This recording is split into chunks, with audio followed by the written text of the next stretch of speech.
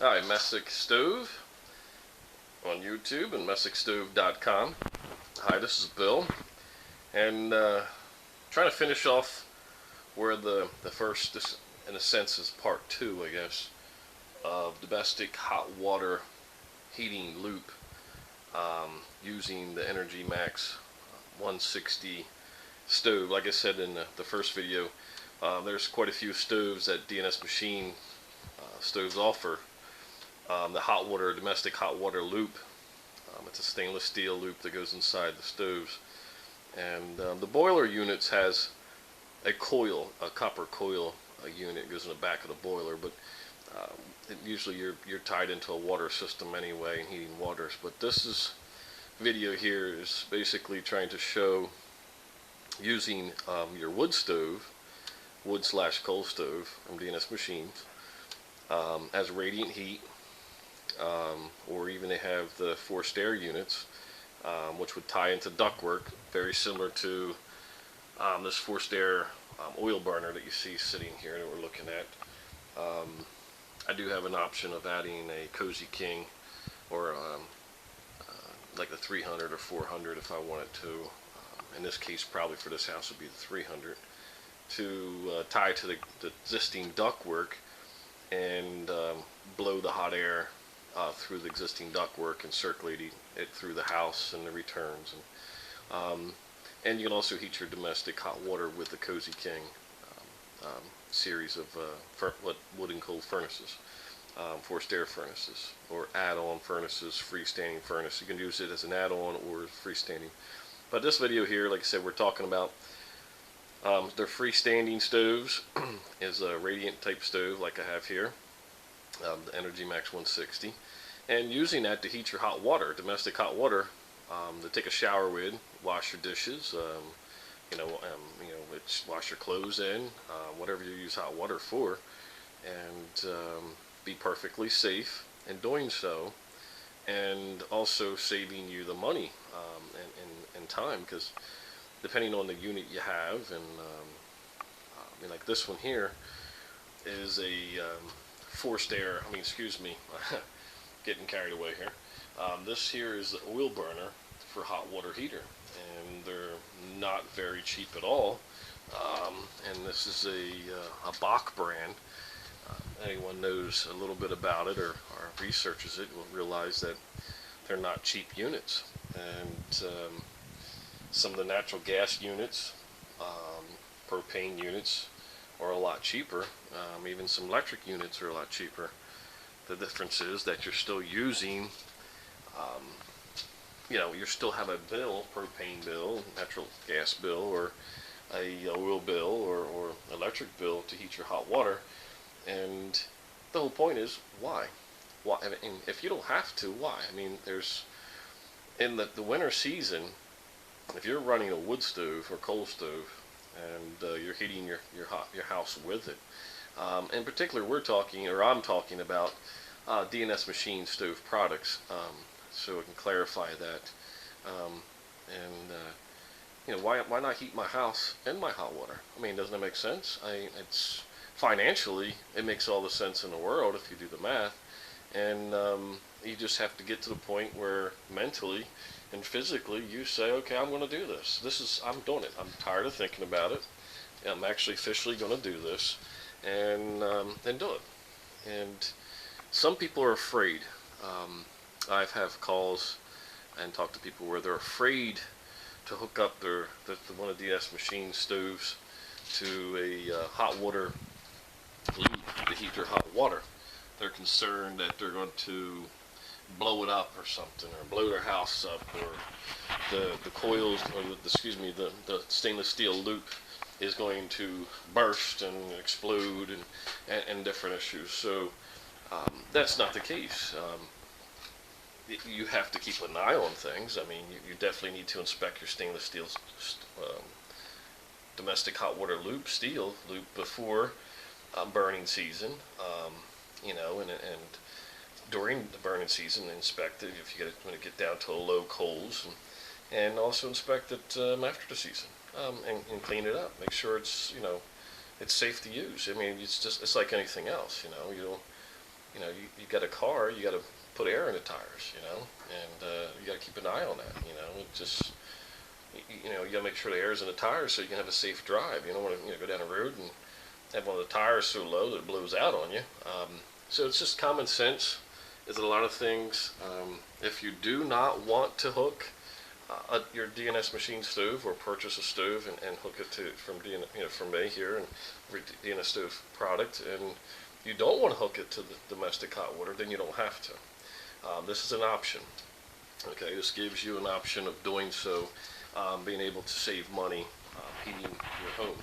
So just give you a little shot of just threw some wood in there a little bit ago, and cranked her up and gave her a little bit of air.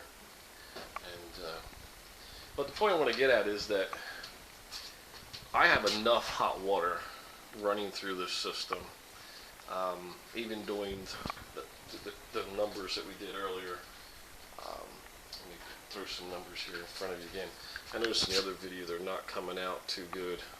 This says 145 degrees on the top. I'm trying to move the camera. I'm trying to move the angle so you can see the numbers. The bottom is reaching like 105. I don't know if you can see it or not. It's just, I'm not really impressed with the video trying to take that. But anyway, the point being is that we can take multiple showers a day. Use a shower multiple times a day, okay? And just have plenty of hot water. Dishwasher. We run a dishwasher every single day, okay? And we don't run out of hot water, okay? Occasionally, when I'm running the stove a little hotter, okay, that the temperature, okay, on the hot rod tank here, it's usually between 150 to 180. And sometimes when it gets a little above 180 or somewhere above that, and it starts to where I'm running a little too hot, creating too much hot water, then occasionally we'll run some hot water through the washing machine. That's a very good way to use up a lot of the hot water and make sure you can use it safely and not waste it, basically. And the people say, oh, that's wasteful, that's wasteful. It's not wasteful. It didn't cost me anything to heat the hot water, okay? And I can still wash clothes in hot water. I mean, there's a lot of people do that with certain colors of clothes, and that's what you do. So it's not wasteful. And the bottom line is, it can be done. You can do it. Now this unit here, or the system that I'm hooked up, like I said, if you look down through here, it's all natural circulation, meaning hot rises, the hot water rises, the cold air or cold water, in this case cold water, drops. So the cold water is always going to be in the bottom of the tanks, hot water is always going to be in the top, and it separates itself. So naturally it's circulating itself as you use it, and even if we're not running the water, it's naturally circulating through the lines. There's a 1/4 inch per foot, slightly more when you get to the other end of slope up in the air, and that allows us to make that hot water go up. If hot water wants to rise, constantly want to rise. So that's where we're at with this, and the money you would save heating your hot water, domestic hot water, and is well worth it. I mean, oil gets expensive. Natural gas is working its way around there, and propane at this past year was almost impossible to get, or put restrictions on it. It's just ridiculous that people have to suffer and pay all these extras and bills a month when you're already on a budget. Most people are on a budget and have a fixed income, and they already spread it out. This is what we need to spend here, there, and here, and for what. And all of a sudden, winter came, and we had a really bad winter, meaning cold, extremely cold, and everyone was burning way more wood, burning more coal than they expected. And in that case there, it's cheaper to do that than it is to burn more fuel oil. Okay, and I talked to a lot of different people, and you'd be amazed of how much people pay in a heating season, just to heat their home. This home here, my home, is 2,500 square feet with the basement, and we would heat at $3.40 a gallon. Okay, when it was at $3.40 a gallon for fuel oil, it would have been over $3,000 to heat the home, and we're just heating the main floor upstairs, and the basement would still be cold. And so this is just some numbers to go over with, but domestic hot water is the way to do it. It is safe. Now there could be, since we are talking about this, there's an option of adding a circulator if you have to in some cases to make it move, or just because of you know, you're maybe on a different level. Maybe your hot water is on your first floor, main floor, and the stove is in the basement, and you need a circulator to circulate the two. Not a big deal. Now, what I may be planning on doing this summer here is putting a circulator in line here with basically like a bypass. So basically, the system will run naturally like it is now, but it'll have a circulator off, and another line connected, okay, that will be set up to a aquastat and a strap-on, so you can actually measure the temperature of the pipe at a certain point, and then I can have that circulator kick on. And the only reason I would do that is because at times that, let's say, we create so much hot water running the stove at a higher temperature because of the colder winters, that I would keep me from saving, burning up that, as some people would say, wasting the hot water. And I wouldn't be wasting it. I'll just allow it to circulate through the tanks. As you know, the water in the top of the tank is hotter than in the bottom. So if I get to like 190 in the top of the tank, then we know down at the bottom it may only be 140, okay, or 150. So with a circulator in process, it'll actually circulate all that, where it will force that hot water to go through to the other tank and force it back into the bottom here and recirculate it, so it'll balance that temperature out.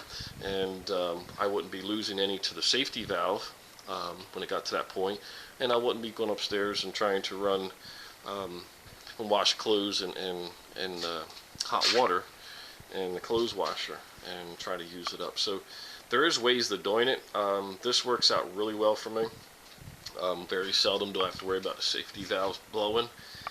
Once or twice, occasionally, I did have them blow, but the water temperature got up to 200 degrees, and that's okay, because that's what the safety valve's for. It's there to release that pressure and release that hot water so there is no issues, and that's what it's for. But that was an occasion where we got down to the single digits, and I was running the stove hotter. We weren't using as much hot water in that period of time because the stove was creating a whole lot more hot water. So anyway, just thought I'd get a little video on that. And there's the EnergyMax 160 again from D&S Machine Stoves. It's the Extreme. And like I said, this is Bill from MessickStove on YouTube and MessickStove.com. I would like to bring you some more information regarding other products and this stove also, and different setups. And I've got a lot of questions from a lot of people, and I'm hoping that some of these videos will answer some of the questions, show them a little bit what we're talking about. I have a new media section on the website, and you can go to there and you'll find some information on there as well that'll help guide you along. So little by little, that's going to get a little bigger and expand it with more information. So, like again, this is Bill from MessickStove, MessickStove.com, and I look forward to talking to you guys here in the near future. And if you have any questions or you're ready to make a purchase, give me a call and see what we can get going for you here. Okay? Thanks a lot.